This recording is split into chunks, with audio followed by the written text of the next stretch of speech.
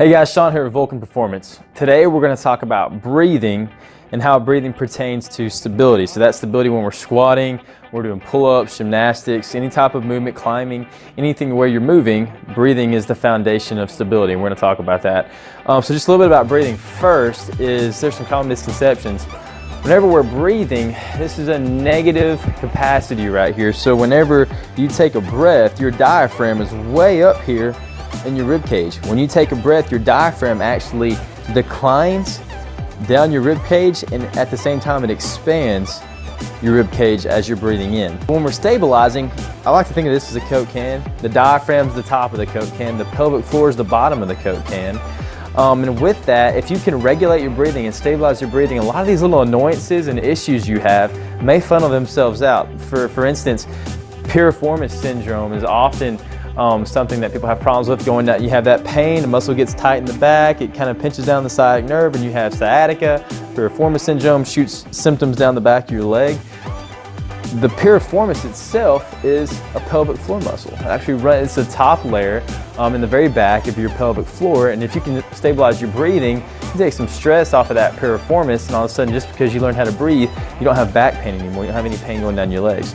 So breathing itself is oftentimes the most foundational issue we have when we start correcting an injury or start correcting some kind of annoyance that you've developed. Thinking about the diaphragm, if you do a hangout symbol and you put your thumb at the top of your manubrium, at the top of your sternum here, and then put the pinky just straight down, don't widen up, don't make it narrow, just a normal hangout symbol, bring it straight down. This is about where the bottom of my lungs are sitting right now, okay? When I take a correct breath, meaning I fill the belly with air, and the ribs, and then the chest at the end, my diaphragm actually extends down to the bottom of my sternum or to the xiphoid process. So from the manubrium down to the xiphoid, that's the expansion of my diaphragm moving down the rib cage. When I'm just resting here, instead of it being at the xiphoid, it's up 3 or 4 ribs right here in the middle. Okay, so that's how much expansion you can have in movement in the diaphragm right here. Okay, and what the diaphragm does, it opens up your rib cage where your lungs can expand fully.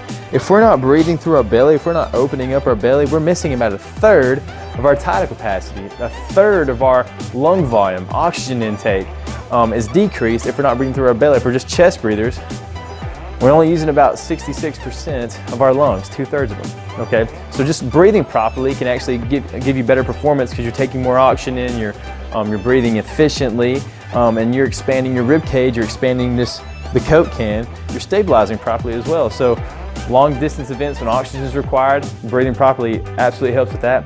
When you're squatting a 1 rep max heavy, power clean, squat clean, any of that, breathing correctly can also help stabilize everything, your trunk on the inside. And as we know, if you don't have trunk stability, then you're not going to be able to produce power as well as you can, or torque.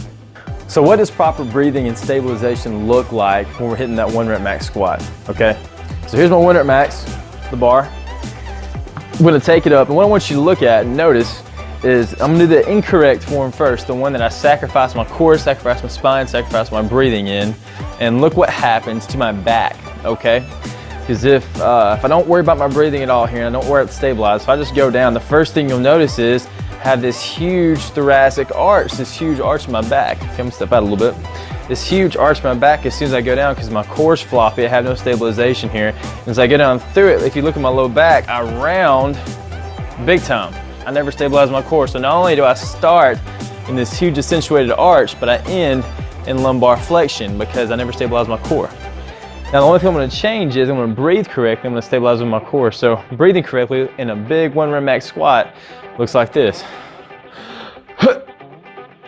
So I use what's called a hip maneuver, and I use a Valsalva to contract my core, stabilize my breathing. My diaphragm is static, it's not going to move, and I contract my core to keep my spine from moving. So this is what a good squat would look like.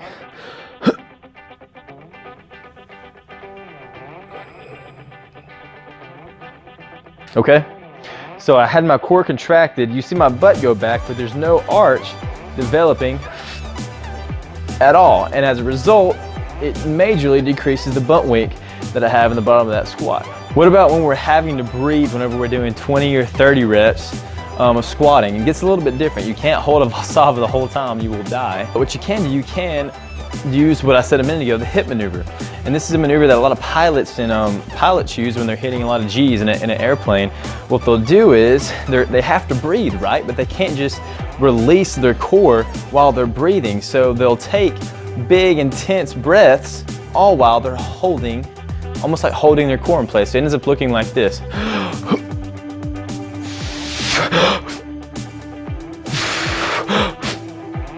So they take this big breath in, they fill the belly with air, they expand their rib cage maximally, but they're taking these big intense breaths and then they stabilize again. So when you're hitting a ton of reps with a squat, it ends up looking like this.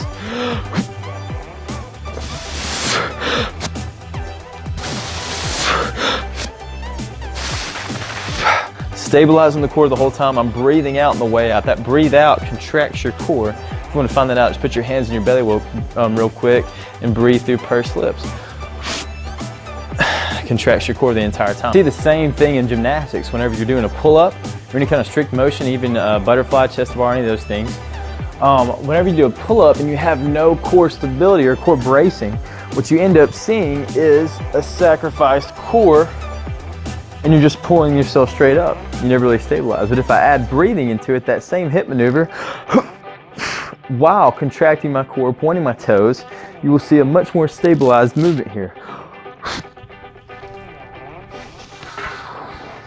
Okay, so still the same concept as the squatting except for in your overhead. Now how do we work on these things? So there is a working progression with breathing, and one of the best ways to get into it is if you have no foundation for breathing, one of the best ways is going to be to bring your legs up and put your feet flat on the ground. Just bring them up, and what that does is that puts our anatomy in a position where our back is stabilized. It's flat on the ground. Throughout this entire progression, if your back ever comes off the ground or ever curves, arches, then you've lost the integrity of the exercise. You've lost the integrity of your breathing, the integrity of your core, and we're promoting bad movement at that point. We need to come back, progress back up, feet flat on the ground, start from here and flat. And all I want you to do from here in this first step, just put your hands in your belly and just focus on breathing, okay? Fill the belly with air, and then the ribs and the chest. Really focus on that expansion of your rib cage. Okay, all while the back is flat on the ground. You may even have to turn your core on a little bit to get there. Turn these abs on. The abs are gonna posteriorly rotate your pelvis, flatten it out on the ground, okay? So go through a few breaths here. If you have this down, the next step is just gonna be to put one leg down flat. Breathe through this with the back flat on the ground. Then go to the other foot. If you ever feel yourself arch off the ground, then again, you've lost the integrity. You're not ready for this. You have to be able to breathe through this. My core is contracted right now to keep it flat on the ground. So I'm flat on the ground. Belly, ribs, chest. You have to be able to maintain a contracted core while you expand the ribs, while you breathe. Okay, this is training diaphragm. This is training your diaphragm. This is also training your pelvic floor muscles. Okay, the next step beyond this would be to go fully overhead. Okay, so we're here.